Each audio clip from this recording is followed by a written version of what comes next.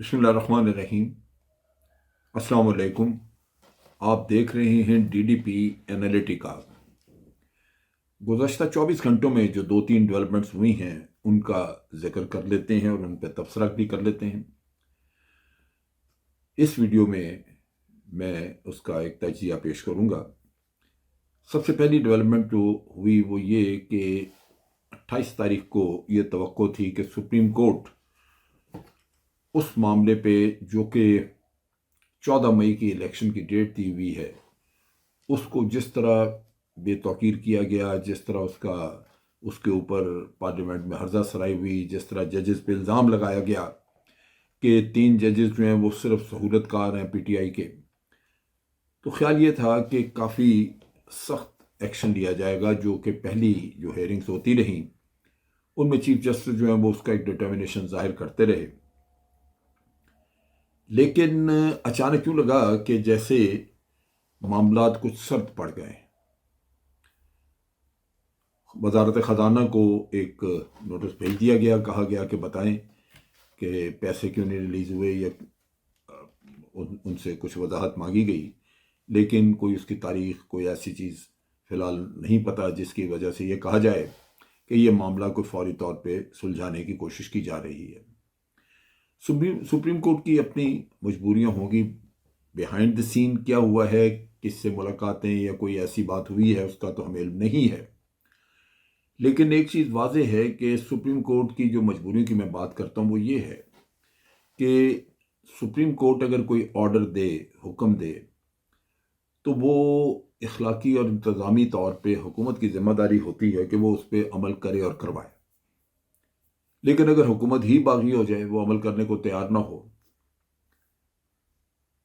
और फिर हुकूमत की मशीनरी जहाँ जिससे कि सुप्रीम कोर्ट मदद लेके अपने अहकामात को कामल दरामद करवा सकता है, वो भी अगर आपका साथ ना देने को तैयार हो, तो लाजमन एक बेबसी होती है और इंसान समझता है, और सुप्रीम कोर्ट में भी यही फीलिंग हुई होगी कि हम कोई सख्त ऑर्डर पास कर दें और उसको फिर हम इम्प्लीमेंट ना करा सकें, लागू ना करा सकें, तो ऐसे ऑर्डर को पास करने का फ़ायदा क्या।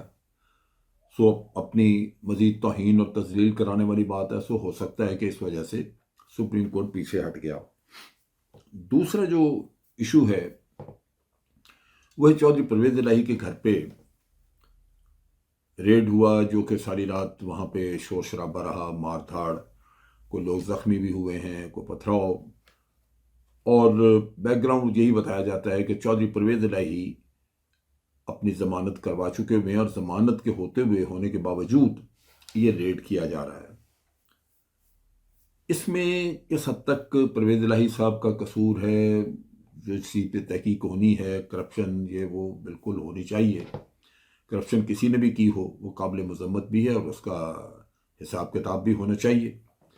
सो करप्शन के मामले में तो हर किसी को, अगर किसी पे इल्ज़ाम है तो उसको पूरा तावन करना चाहिए अदारों का। लेकिन यहाँ जिस चीज़ की वजह से ये सारा गड़बड़ हमें नज़र आती है वो ये है कि ये सब कुछ यकतरफा हो रहा है और बहुत बहुत प्रेशर के साथ हो रहा है। और कभी हमने नहीं देखा कि पुलिस या अदारे इस कदर हाई हैंडनेस करें कि वो चढ़ाई, सैकड़ों पुलिस वाले लेके तो चढ़ाई कर दौड़ें किसी के घर पे।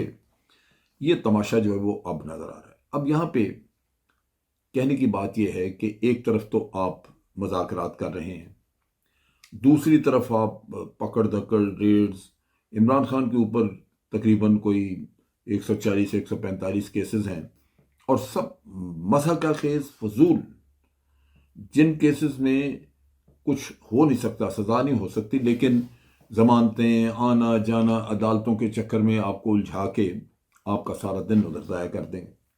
और वैसे भी अगर ज़मानत किसी वजह से डिले होती है तो गिरफ्तार भी कर लेंगे। सो आपने सिर्फ एक पार्टी को बिल्कुल कोने में दबा दिया, लगाया हुआ है, और इस तरह उसको जिच किया हुआ है कि पूरी कौम देख रही है और इस बेइंसाफ़ी पे परेशान भी है और दुखी भी है। अब ये क्यों हो रहा है? इन सब चीज़ों को अगर आप देखें तो जो तहफ़्फ़ुज़ मुहैया किया जा रहा है वो पीडीएम को, और पीडीएम को तहफ़्फ़ुज़ देना इतना ही बड़ा जुर्म है जितना किसी भी करप्ट आदमी को या कहीं पैसे की गबन हुआ हो और उसको आप तहफ़्फ़ुज़ देते हुए नज़र आए, क्योंकि उनके तो केसेस थे और केसेस जो हैं वो हक़ाइक़ पे मबनी हैं, क्योंकि इतने इतने फेक अकाउंट्स पकड़े गए, सब कुछ हुआ। बदकिस्मती इस मुल्क की कि यहाँ हम उनको कटहरे में ना ला सके, सज़ा न दिलवा सके। लेकिन आज आप देखिए कि निज़ाम, कुदरत का निज़ाम वो कुछ अजीब व गरीब सूरत हाल है कि जिन्होंने लूट मार की वो आज मोतबर हैं, और बिल्कुल इसी तरह है कि आप अपनी कंपनी में, यानी उनको पाकिस्तान उनके हवाले किया गया, वो बिल्कुल इस तरह कि आप एक कंपनी या दुकान आप बना लें, कारोबार करें, लेकिन अपने कैशियर जो है वो उसी दुकान पे जिसने चोरी की उसको ला के आप कैशियर बना के बिठा दें, वो क्या करेगा? सो आज हमारे साथ ये सूरत हाल है। दूसरी तरफ ये है कि बातचीत में उलझा के आप सारे किस्से को तूल दे रहे हैं। बातचीत लंबी हो गई, अब मंगल को तीसरा राउंड होगा, और मेरा अपना अंदाज़ा है कि ये एक ट्रैप है जहां वो इमरान खान को ला रहे हैं, और बहुत सारी र्यूमर्स हैं कि बिल आखिर इलेक्शन नहीं करवाए जाएंगे। अब देखिए कि यहाँ पे मरदमशुमारी की तारीख जो है वो भी 15 दिन और आगे कर दी गई है।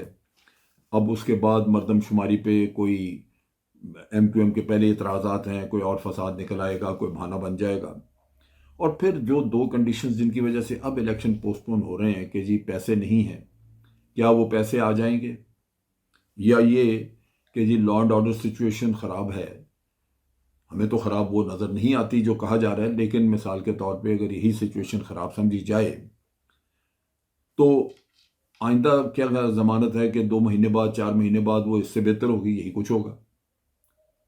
तो लगता यूं है कि स्ट्रेटजी जो है वो टू प्रॉन्ग स्ट्रेटजी है। एक तो ये कि किसी न किसी तरह इमरान खान को निकाला जाए सियासत से, या उसकी पार्टी को तोड़ फोड़ करके डेसिमेट कर दिया जाए। तभी उसकी पार्टी के लोग, कभी अली मीन गंडापुर पकड़ा हुआ है, कभी कोई पकड़ा हुआ है, लेकिन इन चीज़ों से हासिल नहीं हुआ कुछ। और अगर इन चीज़ों से कुछ हासिल ना हुआ, पार्टी ना टूटी, लोग मुत्तहिद रहे और अवाम की सपोर्ट भी मौजूद रही, तो फिर दूसरा स्ट्रेटजी का जो रुख है वो ये है कि फिर इलेक्शन नहीं कराए जाएंगे, इलेक्शन लंबे कर दिए जाए। ये वो इशू है जो कि हमें होता हुआ नज़र आ रहा है। ये मेरा तज्जिया है, इसमें बहस की और क्रिटिसिज्म की गुंजाइश मौजूद है, कोई एग्री करे ना करे, लेकिन मेरा अपना अंदाज़ा है कि यही टू प्रॉन्ग स्ट्रेटजी है कि प्रेफरेबली PTI को एनहिलेट कर दो, इमरान खान को एलिमिनेट कर दो पॉलिटिकल सीन से, और PTI टूट फूट का शिकार हो जाए। अगर ये नहीं होता तो फिर इलेक्शन किसी न किसी बहाने इसको तूल देते जाएं और इलेक्शन न कराए जाएं। ये वो चीज़ है जिससे कि एक मायूसी की फिजा पैदा होती है। यूं यूं लगता है कि जैसे